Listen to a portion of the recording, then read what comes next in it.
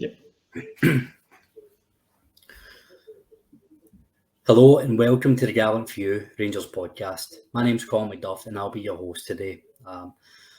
On behalf of everyone at the Gallant Few, we're deeply saddened by the news that Her Majesty Queen has passed away.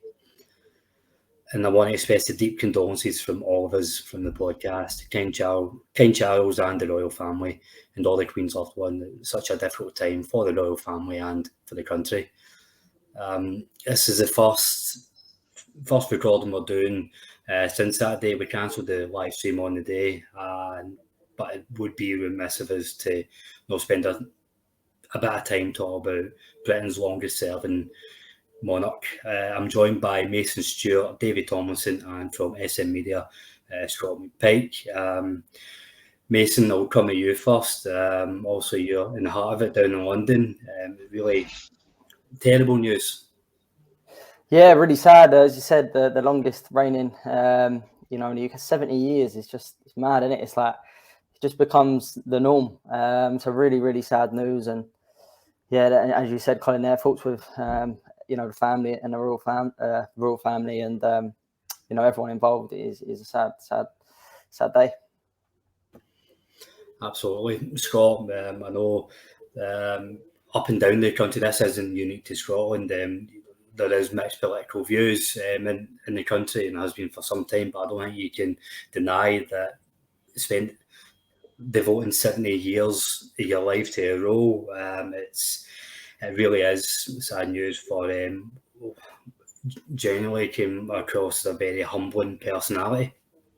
Yeah, absolutely. I mean, we've been speaking about it the past couple of hours to like my friends and family and things like that. It's just she's been part of our lives for every single one of us. Like with doesn't matter, as you said there, about political views, and you see there's mixed feelings, and I think in this situation, I think if you've nothing nice to say, just don't say anything. I don't care if you've got allegiances or whatever, just keep your mouth shut and just say nothing, in my opinion, if you've nothing nice to say. But when you think about, obviously, like loss and it doesn't matter how it's a member of somebody's family, in my opinion.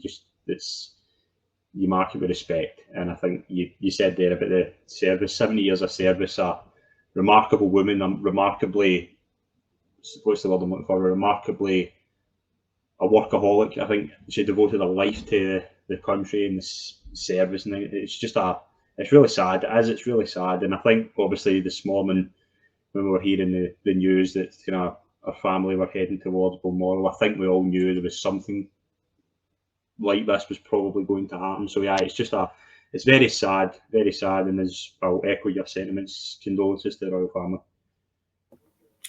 Absolutely, and you made a really good point there that all of us have known Queen Elizabeth to be the reigning monarch throughout our lifetime, and 70 years is a huge amount of time to be serving in that role. And I put out earlier that she has genuinely led the country through some of the most turbulent times we've had in the last 100 years. And I don't think it's virtue signaling to say it has been genuinely inspiring, and particularly for me during the pandemic, how she conducted herself in such a privileged position of power, but how she conducted herself. And I think that was really testament throughout her reign. Davie, I'll come to you. Also, you spent most of your adult life away from the UK, but for what I gather, she is very well respected throughout the continent and throughout Europe. Very, very popular. The fact that Germany don't have a king themselves or a queen themselves, they're really into everybody else's king and queen. So if there was anything on television, they followed her everywhere.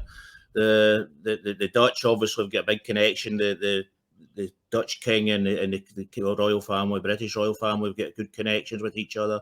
So I mean, I'm watching Dutch television today, and it's just been on all day. It's just even all the talk programs tonight, they're all going to be about the Queen. So it's part of everybody's life. I mean, if you even go to Africa and these kind of places, she's got a big influence over there as well.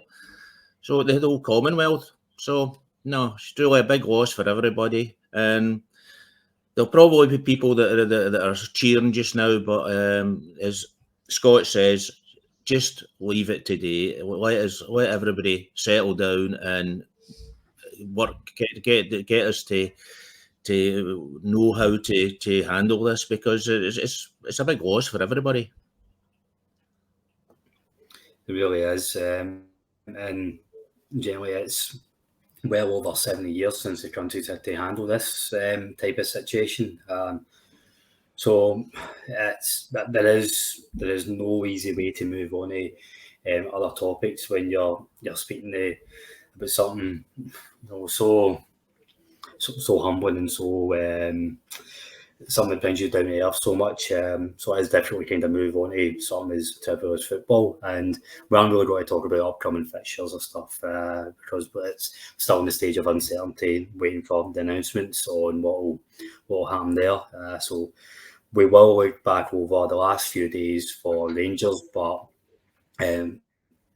Mason, I'll come to you first. I think everything is going to be taken with a different perspective on it because nothing is really is that important when you're speaking about life and death.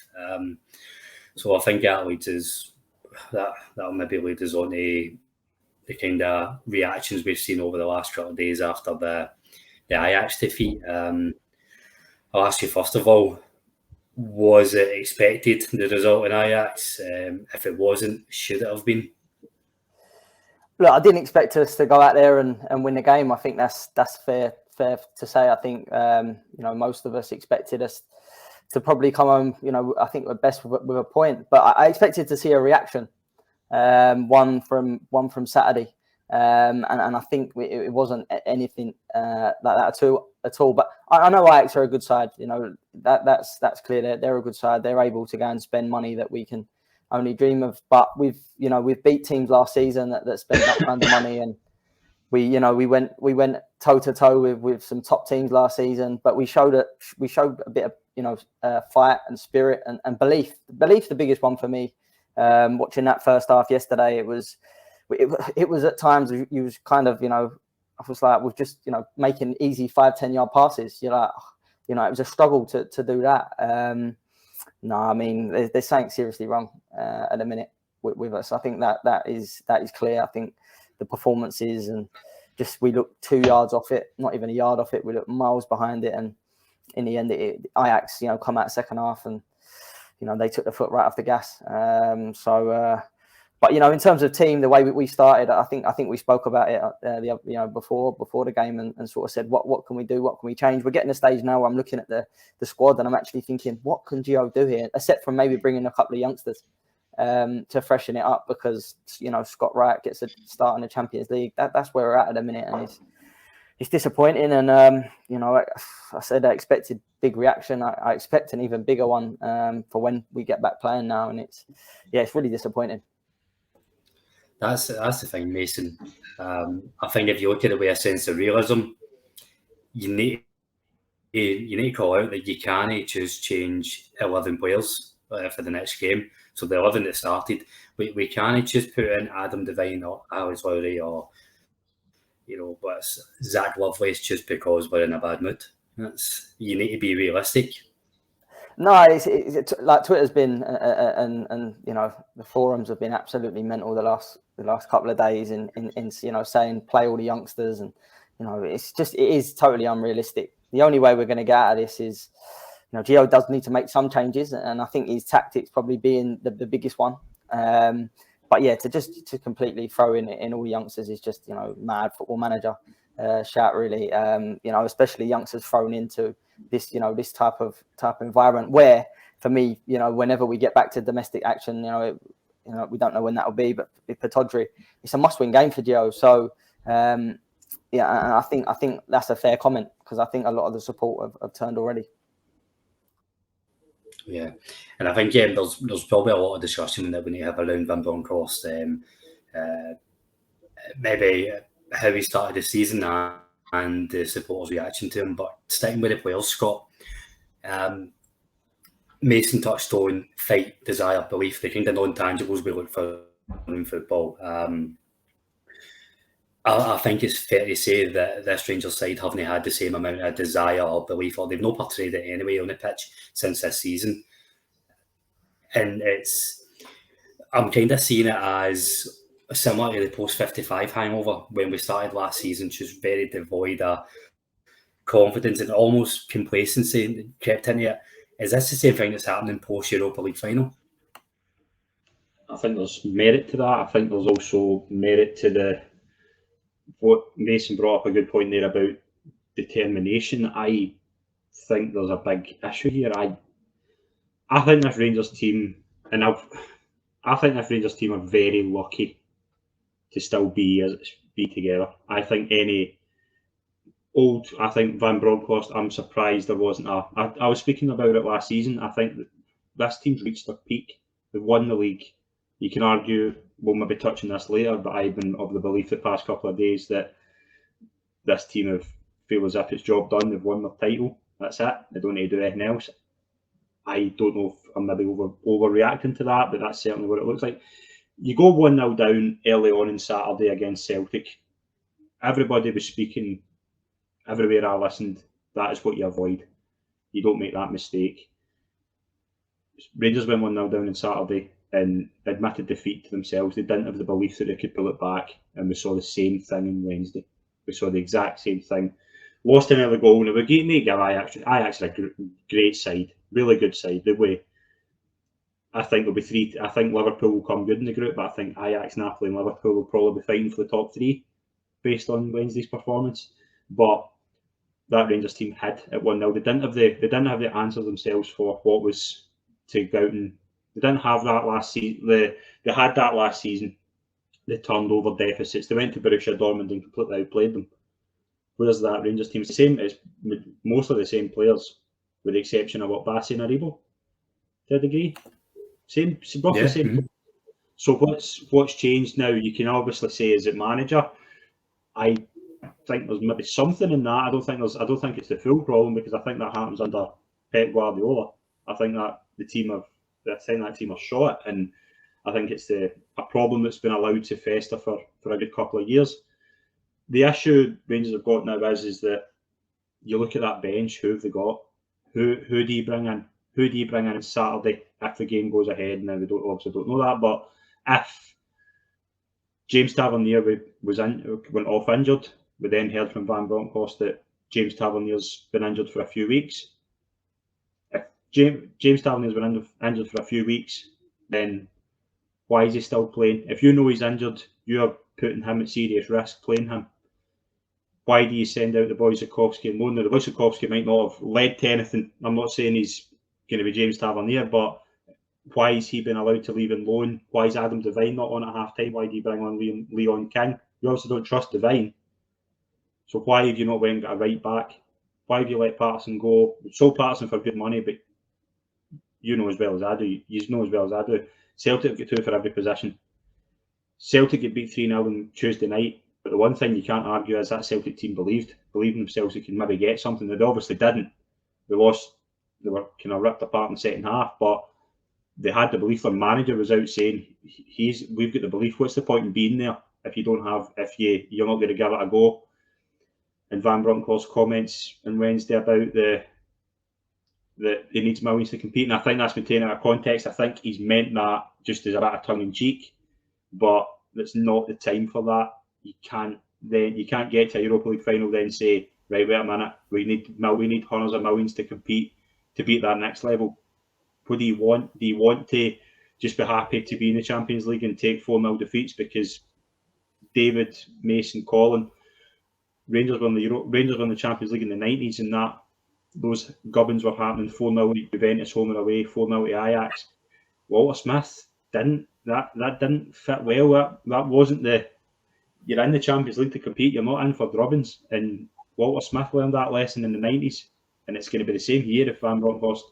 He's got a big job in the next couple of weeks to get this team firing, because the buck does stop with the manager. Now, I seriously question the mentality of some of these players, but the manager has to carry the can, unfortunately, and it's a shame, because I think he's earned enough time in his Europa League run But domestically, he's won a cup, yeah, but league-wise, he was 4 points clear when he took over and was 4 points behind at the end of the season.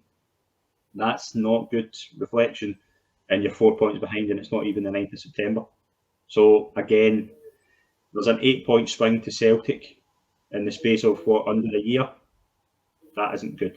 That isn't good, and it's, as people say, you're 3 games away from a crisis. If Van Bronckhorst loses to Aberdeen, he's in real trouble. He is, and I put up the post-match reaction last night, and I did say that it was an unpopular opinion after the game that I don't think it's time to be talking about getting rid of Van Bronckhorst, but I think it is fair to say he is under pressure. You'd be mental to say that otherwise. One bad pass away from a crisis at Rangers at times, never mind 2 defeats on the trot in the manner. Davie, I think touching on the comments that Scott mentioned there about you need 200 million to compete, I do have an air of sympathy for Van Bronckhorst because I think there's nothing that he could have said that wasn't going to be taken and from back just with the as a support. On the night, I think we're going to bounce on him anyway as a support. I think we spoke about it last week as well about the accountability of the board versus the responsibility of the manager now. So I do think the board have to take a bit of accountability of how we've left the squad. Scott's made some really good points here about we've already Nathan Patterson and we've not had a feasible backup choice for James Tavernier now. So if Adam Devine's not ready, don't get rid of Zakowski off. If we do, we get somebody in. It's basic.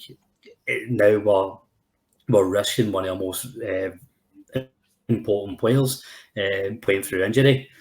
So I think that is a conversation for the board. But in terms of the here and now, I did say on Sunday that we can't sign anybody until January now. That is what it is. Doesn't make it right, it is what it is. So the responsibility is in Giovanni Van Bronckhorst. I still think I've seen enough snippets where I think he'll be able to maybe change things around with this Rangers team, but it does have to happen very quickly. Immediately in the next game. It's now at the point where the next league game we play, 3 points isn't enough. It has to be 3 points and a performance. How confident are you that we can start to turn it around? Well, I'm not as confident as you are in Gianni Van Bronckhorst. Just look at you don't need to look at the result last night or the result in last Saturday. All you need to do is look at the brand of football we're playing.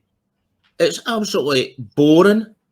The pants off. People are paying £600 to watch the back four pass the ball from side to side, and now and again put a pass forward. The brand of football is just absolutely shocking. I mean, look at the way Celtic are playing, getting the ball forward as quick as they can. They put women Real Madrid under a lot of pressure in that first half, and if they had a bit of luck, they could have had a couple of goals in front in the first half. And then we come out. Listen, I'll go with the Ajax are a good team, but I'm not so building them up so high as you are at this moment, because PSV beat them about 4 weeks ago. They struggled to beat the go-ahead Eagles. It was 1-1 each until the player gets sent off for the go-ahead Eagles. And they're a good team, okay, but they've just lost 2 of their best players. So everything was new for them. You say mix up form and quality, but Davie, I think they might be off form, but I don't think you can deny that they are a level above what Rangers are. Colin, see if you stand and give players, any player, professional players at that level, 5 yards of room, and you don't charge them, don't go to them till they've received the ball. Listen, I could have shown them up there last night. If you give me 5 yards of room, and I've not played football for about 20 years, if you give me 5 yards of room, I'll pass the ball to another Ajax player. It's just, I don't know what happened. And then you want to try and change things. So what do you do? Put 5 at the back. What? I've never heard of that in my life. You want to try and get goals back. You want to try and make it 4-2, not we'll stop them scoring anymore. No, come out and try and get 2 goals back. That's the way. That's the way a Rangers manager should be thinking. He shouldn't be thinking, "Oh, we'll give up now. Here's the white flag." No, sorry, and for me, the quicker Van Bronckhorst goes, and just not for the results over the last few weeks, for the brand of football that he's shown, because you guys are paying £500-600 a year to watch and it wasn't just the Rangers he's doing this. He done the exact same at Feyenoord, because the Feyenoord supporters are still talking about the horseshoe passing. And if you're quite happy with your £600 to watch that every week, then David, that's an interesting point. I'm sorry for butting in, but when Van Bronckhorst was appointed, we had a Feyenoord fan on my podcast, and I asked him, the first thing I asked him, I says, how's, because I'm an avid follower of Dutch football, so I was eager to know how Van Bronckhorst's style would work, because he left Feyenoord, and I thought, right, he's leaving, because you know as well as I do, Feyenoord splitting Ajax and PSV is massive. That would probably result in a bigger job, but he went to China. So I was like, what's going on? Why is he not loved in Feyenoord? And the Feyenoord fan basically said, like, Van Bronckhorst's style of play is very conservative, so he'll play a solid back four, 2 holding midfielders, and he's number 9, and his number 9 will be very not a false 9, but kind of similar to Morelos in the way that he'll come back for the ball. He won't be that typical striker in the box. And I was thinking that might work in Europe, but domestically I'm not so sure. So when he obviously came in, when he's kind of 2 holding midfielders at the time before Celtic were kind of Kamara and Arfield, and I thought, right, okay, I'm maybe hearing something opposite. Maybe he's because he's been in Scotland, he knows how it works. He knows that you're going to get a lot of the ball. He knows you're going to have to build from the back, shall we say. But after that, I was kind of thinking, right, he's playing Jack and Lundstrom, and kind of Jack and Lundstrom away to St Mirren, and he's playing Jack and Lundstrom away to Livingston. You know as well as I do, that doesn't work. That doesn't work. And I'm not going to come out here and completely say that his system isn't going to work, but the whole MO of this Rangers team is to play it safe, neat and tidy, play it backwards. And using follow football as well. You saw, you just brought up there Celtic against Real Madrid. Celtic are getting the ball forward. The first thought is get the ball and get it forward. Sharp, quick, attacking football. And I have not seen this from this Rangers side, particularly domestically. And even in Wednesday night, you're 3-0 down at half time and you're playing the ball. You're just playing neat and tidy passes in the back line. Get the ball forward. You never know, as you say. And this 70-yard diagonal pass that Goldson seems to play 20 times a game. And this is where I've got the issue, is there a proper tactician coach there? Because that doesn't work. I have not seen it work more than 3 times in a game. You're playing this 70-yard diagonal pass just in the hope that it works out. Now, occasionally it worked. The only time I've seen it work properly was Aribo, when he pinged it to Aribo against Hearts. It's kind of lack of ideas, and I'm not for managers losing their job, especially in the early September, but you live and die by results, and if you're not, this Rangers team have got a weird thing of just play it neat and tidy at the back, and hopefully you just pass a team down, and I just don't agree with it. I think in Europe it works. I think if you're going to do it, you need to switch on. You need to be, if you're going to be defensive, you need to be switched on. Walter Smith, I brought Walter Smith up again. Walter Smith took a really mediocre Rangers team to a UEFA Cup final. One thing they were was they concentrated on what their job. They were defensive, but by God, they knew they had to be switched on 90 minutes of the game. This Rangers team aren't. And again, the first goal, really poor goal, switched off a set piece. How many times have we seen that? Again, just the same mistakes, and it's just not learning. It's just bad. It's bad. On you go, Davie. See if you see Goldson at that goal. Now, I know Tavernier got in his road as well, but his head at the end up was down at hip height. I mean, he's your main centre half. He's got to be up there fighting for that ball, and his head's down at the player in front of him's bum. What is that? And it was the exact same with the goals a couple of weeks ago. Exact same. But that leads to an interesting point. This is the point I'm kind of keen to make. Is Giovanni Van Bronckhorst in the summer going, right, we desperately need to keep Connor Goldson for 4 years? That to me is the big question. That to me is the question I'm keen to ask. I'm like, you need to refresh. You either need to refresh the squad or you need to stick by your guns. Giovanni Van Bronckhorst to me does not. I'm not convinced that Giovanni Van Bronckhorst is saying to Ross Wilson, whatever you do, keep Connor Goldson, keep Alan McGregor for another season, keep Stephen Davis. Now, Stephen Davis and Alan McGregor, legends for Rangers, legendary Rangers players will go down as Rangers immortals, but really? You're telling me Giovanni Van Bronckhorst in his first summer doesn't want to freshen that squad up? That's a really good point, Scott, and there's a lot of really good points there made. And Mason, I'll bring you in one of them. I do want to talk about the difference between Van Bronckhorst last year and this year, but just in the point Scott's just made there about the recruitment. I sent in that screenshot today in the group chat about over the last 5 windows, how many players that we've brought in have started more than 50% of the games, and there's not a lot. The recruitment, and this isn't a new thing that we're saying. This isn't just the September blues. Once everything's not worked out, we've been saying this for a long time in the pod. The recruitment's not been right. Recruitment. Sorry, go on, Colin. Sorry. On you go. No, I was just talk to me about the recruitment because I think we could be here all night talking about recruitment, couldn't we? We could be here till tomorrow morning. I said it last week. It's the most important thing at any football club. And yeah, that what you put in the group today, the amount of games that I think it's 24 players he signed, and I think 7 of them are kind of played more than half the games. But the biggest one for me is how long we've needed, and I think I've said this a million times, but how long we've needed a right winger for, and we go into the Champions League with Scott Wright at right wing. That for me, and again, it sounds like I'm digging out Scott Wright. I just. He's not good enough for Rangers. He's an Aberdeen player, and that's it. I think we should call out Scott Wright's kind of similar when we had Jason Holt. Like Jason Holt was good for a time, but when we needed a better caliber of player, Jason Holt couldn't step up to that. And a lot of fans jumped in Jason Holt, but we kind of get. It's the same with Scott Wright. He has a role to play in the club. That role is now away to Ajax. Absolutely, you're spot on. It's that simple. It's and then it comes back to Scott made a really good point about Goldson signing for 4 years. Now, weren't we led to believe that Gio wanted Dutch centre half Doeke? Is it Doeke? Yeah, that was the one that Gerrard wanted him as well, to be fair, but which leads me to another point on you, Mason.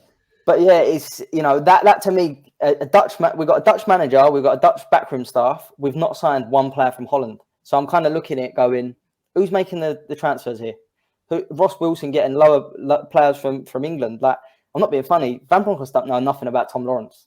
That and that's actually been one of the good ones. But Ben Davis at Liverpool, I don't believe that Gio is looking at that market. I think that's all Ross Wilson. We keep signing players from Belgium, Matondo. I think a big issue, and Gio will get the can for it. But Ross Wilson is a bigger problem.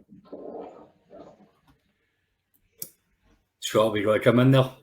I think I've seen all the Ross Wilson stuff, and I think it goes beyond Ross Wilson. And the director of football model works, it does, but the problem is if your director of football and your manager are not 50-50 in it, there's a problem. And you hear obviously stories when Gerrard left that he wasn't happy with recruitment, and you hear stories about that he was trying to sign Joey Veerman. I've heard that was true. I've heard Joey Veerman Gerrard was desperate to sign him, but the board wouldn't add the extra money. I think it was the same with the Danish winger, the guy, I think is it Club Brugge now? Scott Olsen. Yeah, I think that was the same. The problem is that, as David rightly pointed out, the board are charging £600 for season tickets, £150 on average for Champions League packages, and then there's no money for players. Now, we knew the one argument I've seen made about the board, and I've seen the usual suspects defending them, is when injuries, when the squad's fully fit, there's a decent squad. Now think that's true. I think there's Hadji, Hollander, Suter, Davies, Roof. They're all decent players. I think they'd be important on Wednesday night. The problem is, though, that Roof's been injured for how long? 3 months? Hollander's been injured. I think Hollander's been injured since this time last year. We've known that these players have been injured for a while. You can't then say, "Oh, we can't sign them because we've got other players in. We've got other players in that are injured." Is that not what the loan market's for? Can you not bring in players on loan until January? Now, I want to go on a bit of a tangent here because I've got that listed. I've got another wee list. These are the players that Giovanni Van Bronckhorst has brought in since he's been here. I'm going to ask you, just if you don't mind, Colin, I'm going to get round all these and ask how many do you think here are Giovanni Van Bronckhorst targets, the ones that he's went, I want him. He's the first one in my head. Mateusz Zukowski, Amad Diallo, Aaron Ramsey, John Suter, Antonio Cholak, Malik Tillman, Tom Lawrence, Rabbi Matondo, James Sands, Ridvan Yilmaz, and I'm missing one.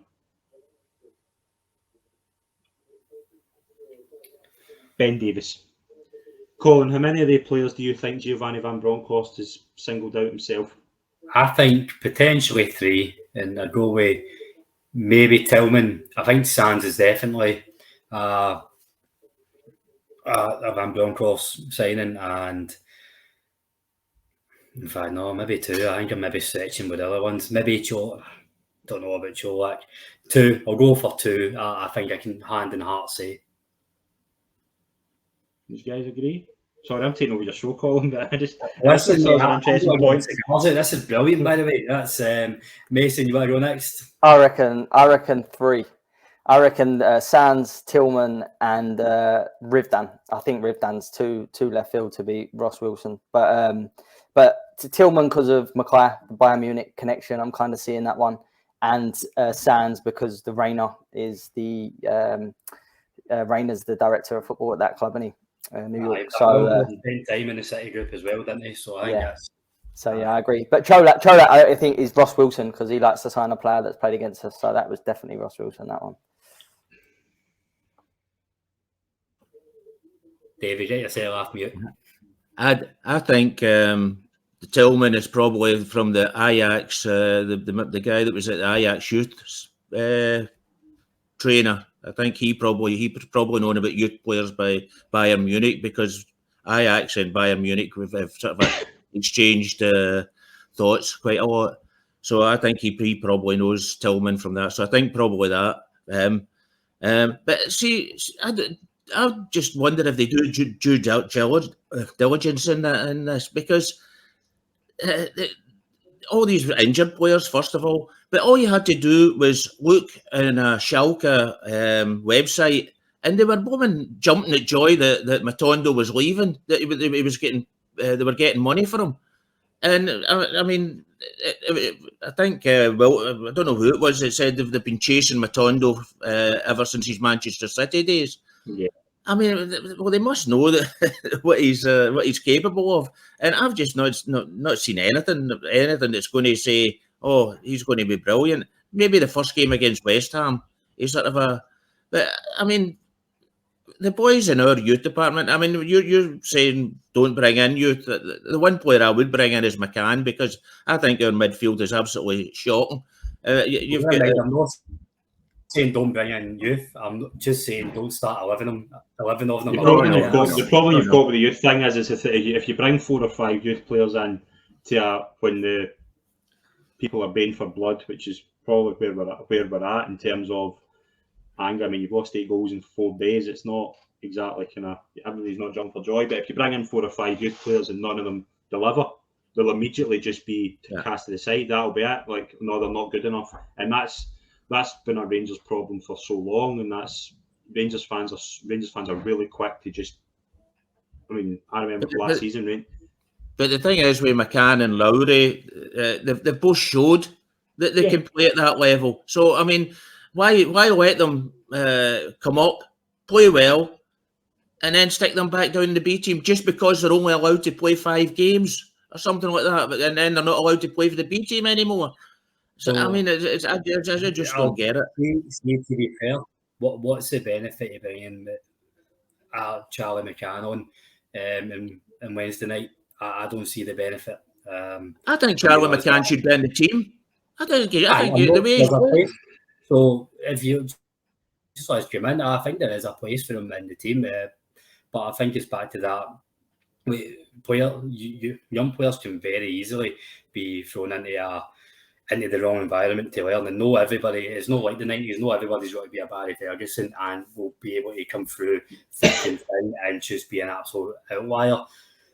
Charlie McCann's good. He's not the next Barry Ferguson, so I think we do need to be cautious with it. I think Leon Kind's a bit different. He came on, replaced an injured player, but if it's the case of Wednesday night was gone,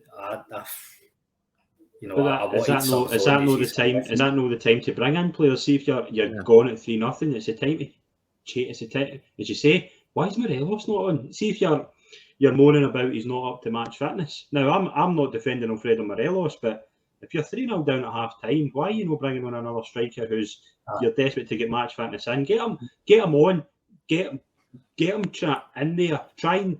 I don't understand why this thing of because they're not, the game's gone, then we just leave it. I don't understand that. I think it's dangerous because I think why is Ryan Jack on at 3-0? What difference does it make? I don't think Ryan Jack's up to fitness. That leads me on to the next point. That leads me on to the next point. I think you're right. It's just because the game's drawn doesn't mean you don't make any changes. But like Morelos, I would have liked to have seen him as opposed to Ryan Jack. But I think the point I'm trying to make, if Wednesday night turned into an 8-0, that's probably the wrong environment for Charlie McCann. But Mason, I want to bring you in because it leads me to a point I've been wanting to make about Van Bronckhorst. So again, we are where we are with recruitment, and I don't want to sound passive with it, but we can't change that, and the onus is on him to do something different. We're talking about how he's maybe getting the wrong tactics or not being able to inspire the players. The biggest concern for me is last season we gave, on this podcast, we gave Van Bronckhorst so much credit time and time again for being able to make changes either tactically or through substitutions which change games. Well, we're not seeing that. Like Scott's just said, we're all at a loss why Ryan Jack came on the other night and Alfredo Morelos didn't he? What's changed with Van Bronckhorst that he's not doing this? I think we've regressed. I actually think we've gone backwards. I think we haven't replaced Aribo. We haven't replaced Bassi.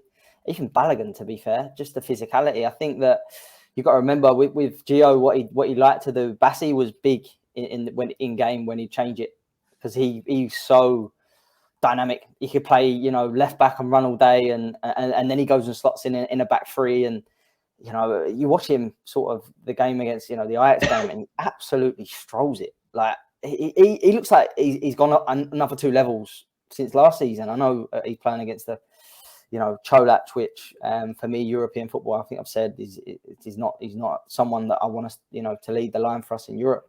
And that brings us on to Morelos. The reason that Morelos isn't on tonight, that hasn't been solved. Gio can say his attitude's been better and this and that. There's issues there with Morelos. I think I'm getting a bit frustrated though with Gio in the fact that Cholak's played 90 minutes and he has run. He didn't touch the ball. He was just non-stop running. He's going to pick up an injury that Morelos got.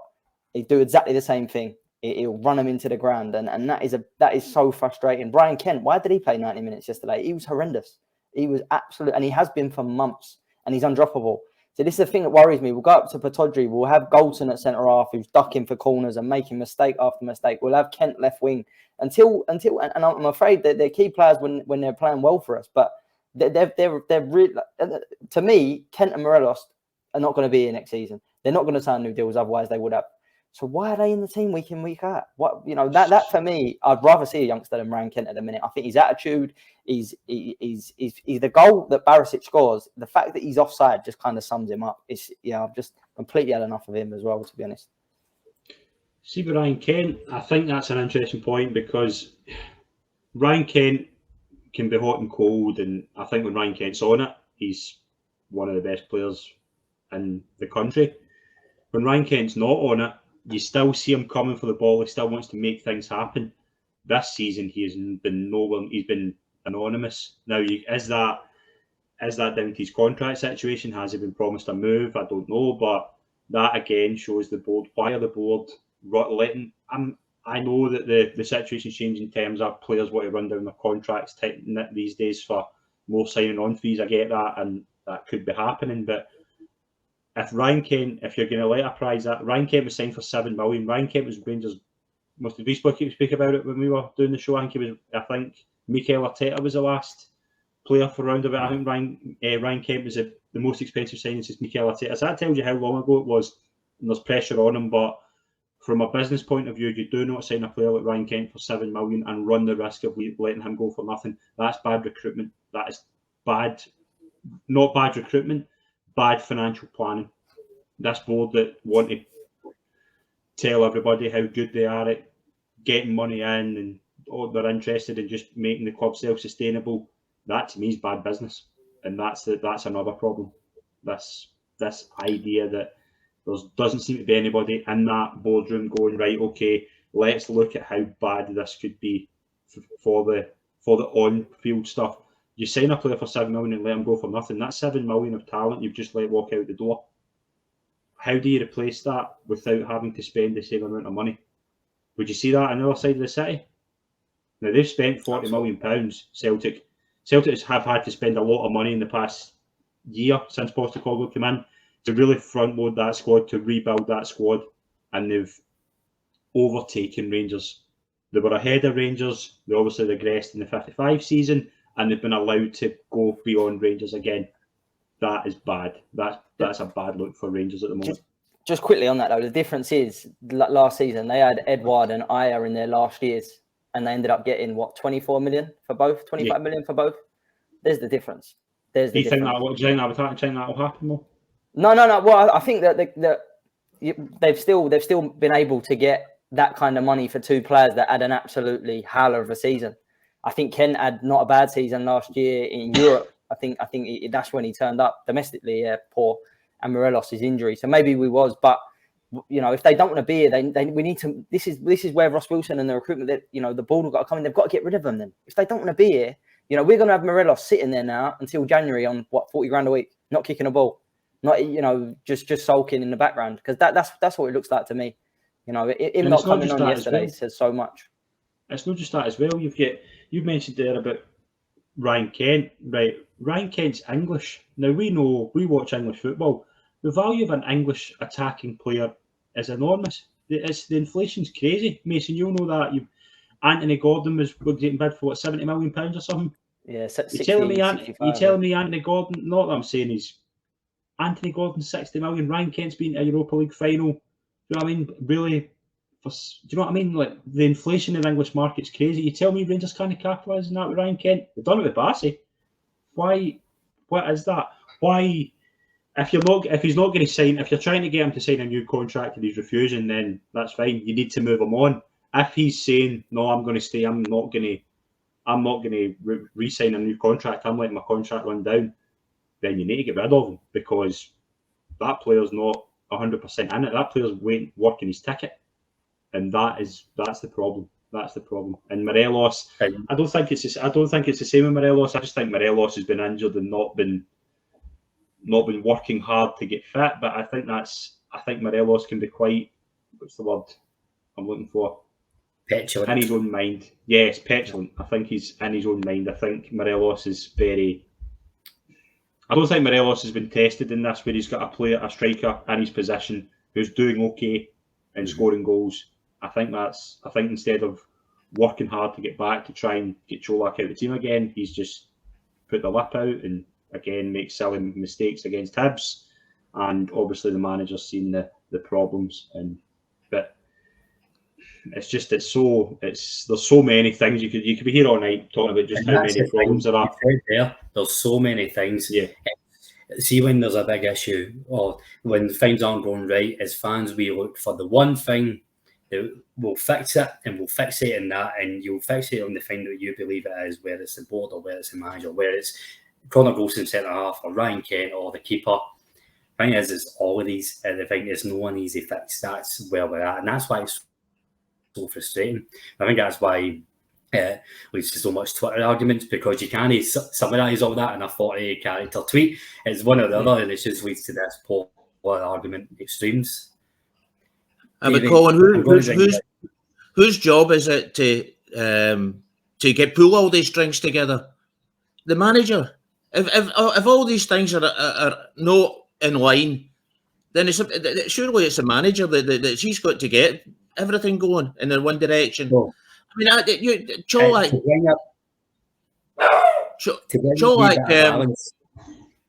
sorry, David, to bring a wee bit of balance. So we spoke about recruitment and that there, and that's not necessarily Gio. And I think we absolutely need Van Bronckhorst to up his game and buck up his ideas. Is there an argument that Davies is coming back, Roof's back training, Morelos is now back available over the next 2 weeks? Are there more players who's got to come in and give a squad a much needed injection? I hope. Am I clinging there? Yeah, no, Colin. See if you think Colak touched the ball 25 times yesterday, as far as I'm led to believe. You can't say to me that Morelos wouldn't have held the ball up better than Colak would have yesterday. It would have gave you a point where you could put it to, because I mean, Bassey, he was laughing and joking and just passing, getting the ball, plenty of space, nobody went near him, and he just passed a wee simple ball to the people going forward. And Bassey will never have an easier game than that one that he had yesterday. And I can't believe that if Morelos was put on, that he would have gave Bassey such an easy game. I can't believe that, whether he's 100% fit or not.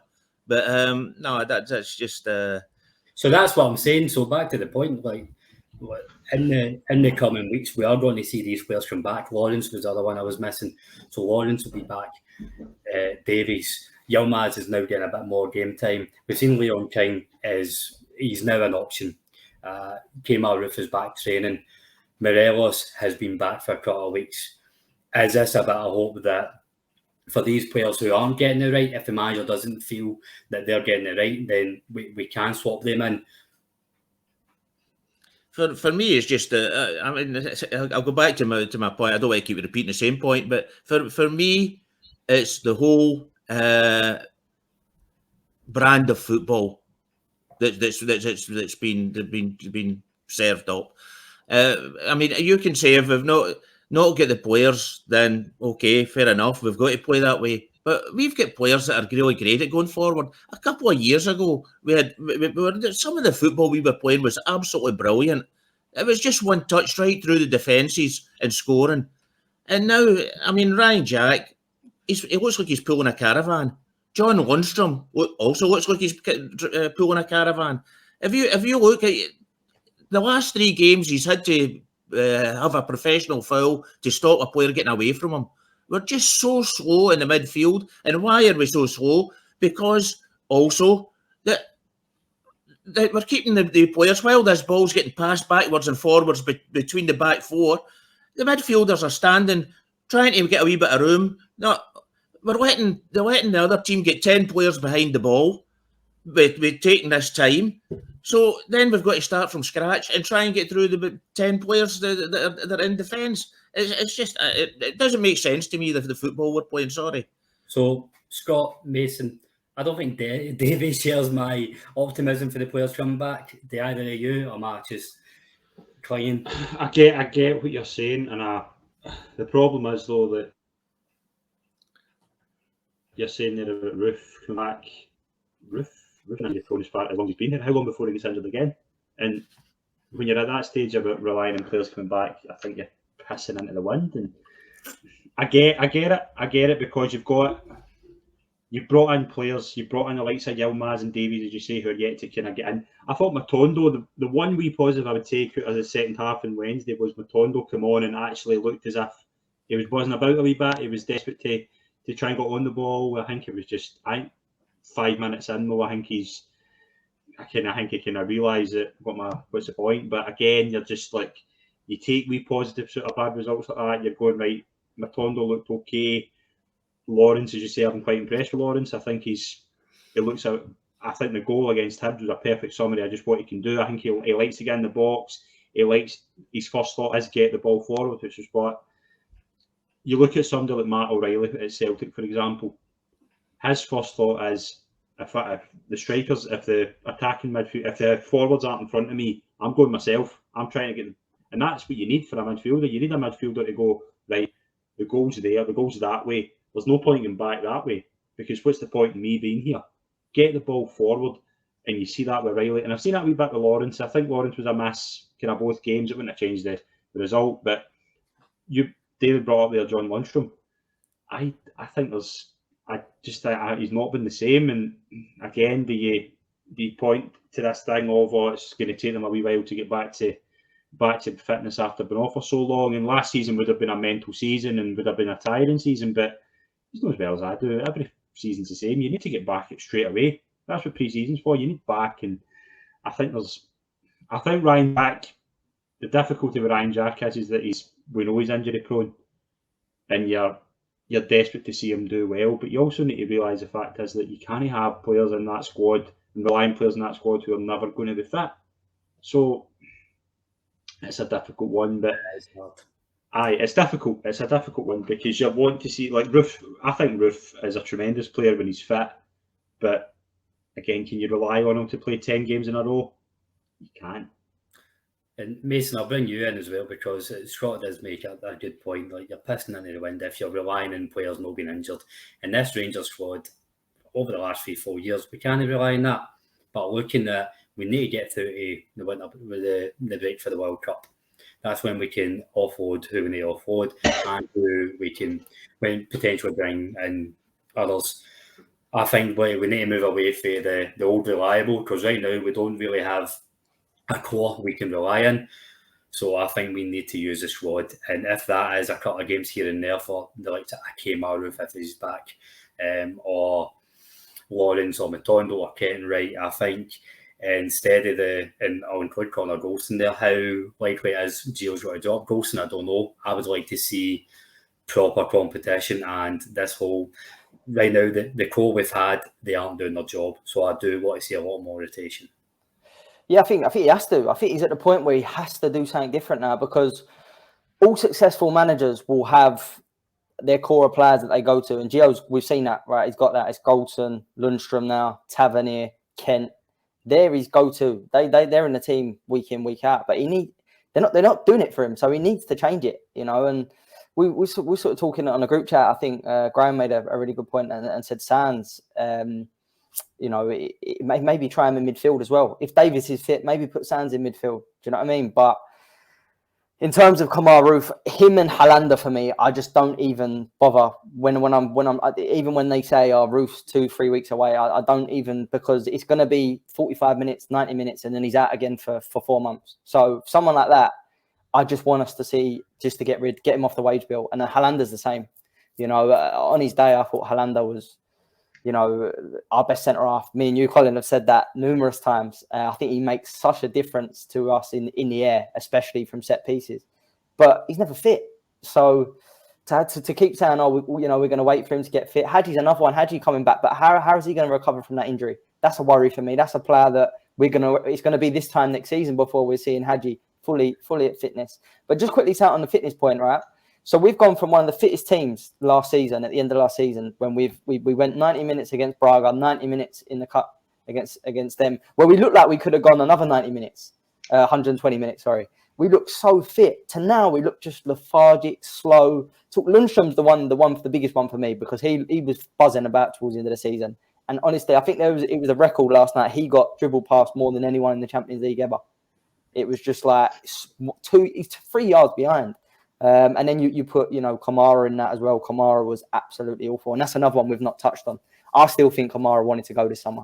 I think his performance in PSV to get us in the Champions League was shot window performance. And him watching Aribo and Bassi go, I think for him, he was thinking it's time that I get out of here as well, and it hasn't happened. So I think we've got another one there, another issue, but his performances since the windows closed has been his 2 performances that, you know, dreadful. So yeah, it's, you know, I want to kind of say this one can come in, but at the minute I'm really struggling to see it.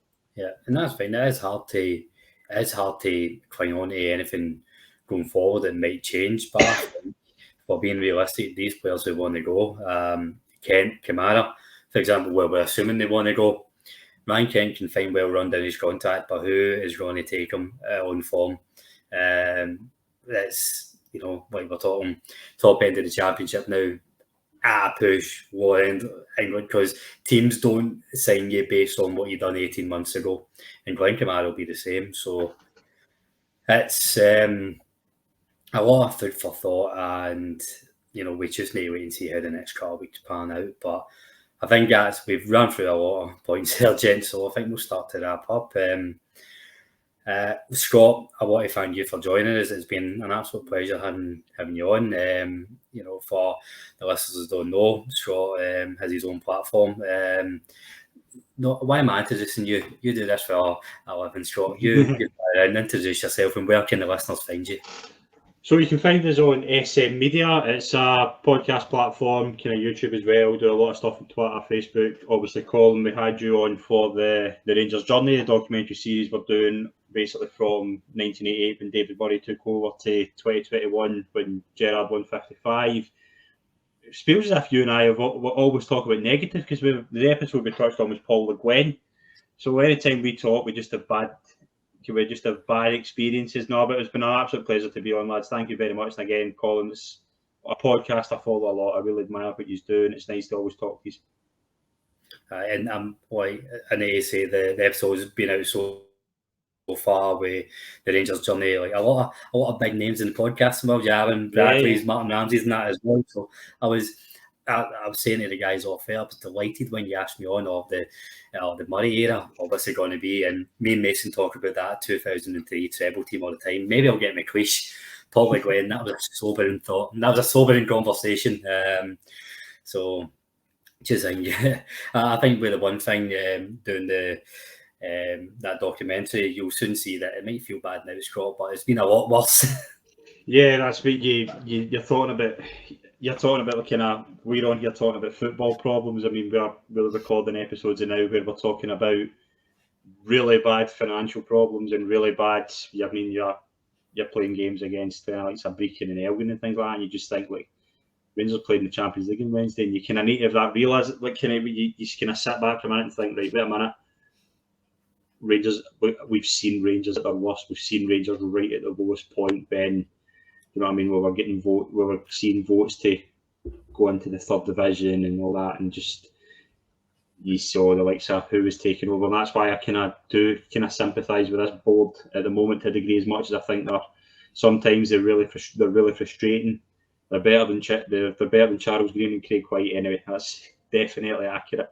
But again, it's one of those things. It's I mean, you're fans. Do you know what I mean? You're fans. You're frustrated. You want to see on-field improvement. You want to see the club building on their success and building from the really low points, and it just looks now as if it's really stale. And I think when that starts, it doesn't work. And I think at times we think, this Rangers team, they've came from the bottom of Scottish football, but they've also been at the top, and that should be the catalyst to go and build on it. And this team aren't at the moment, and they're just, as you say, they're 4 points behind, and it was a point I wanted to bring up. If Celtic do go on a blip, can you trust Rangers to pick up on it? Will Rangers drop more points if Celtic then go on a wee bit of a poor run? That's the problem. I mean, it could be 7 points on Saturday if Rangers don't win, and that's a big issue.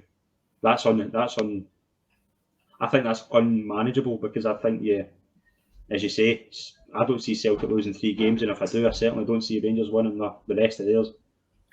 It was a more positive ending when we said, it could have been worse. It has been worse. But no, it's been a pleasure having you on, mate. Thank you. Oh, thanks very much. Pleasure to talk to you. Really appreciate it. Obviously a bit of different circumstance in recording tonight. Davie, We also the passing of the Queen, but always appreciate you coming on for the continent. Thanks for coming on, mate. Yeah, thanks for having me again. Hope I wasn't too rowdy. No, nice meeting you, Scott, and hope you're back on again. Yeah, And, absolutely, anytime. Just one wee point. I wonder if the board's keeping money for a new manager. I'll throw in that one at the end of. You made Okay, one last job, didn't you? thanks for having me on. Aye. And last but not least, my favourite Londoner, Mason Stewart. Thanks for coming on, mate. No, thanks for having us again, Colin, Scott. Nice to meet you, and Davie You too, mate. again. Cheers, Davie. Yeah, it's just everything about the club at the minute is not great. Just waiting for something to spark us into life again. I was hoping that was going to be Ajax, but we'll have to wait now. Hopefully, it's Napoli. Aye. So, thank you all for listening. Just to echo the thoughts for the whole podcast that I said at the beginning of the show, the thoughts away the royal family and the loved ones, and deepest condolences of the passing of Queen Elizabeth. And I think it puts into perspective. We've vented a bit tonight, but there are bigger things in a game of football. As much as there's a good pastime, it's good to keep ourselves grounded. Take care, everybody who's listened. With the days ahead, we'll see how we got on. But as always, thanks for listening. We are the people.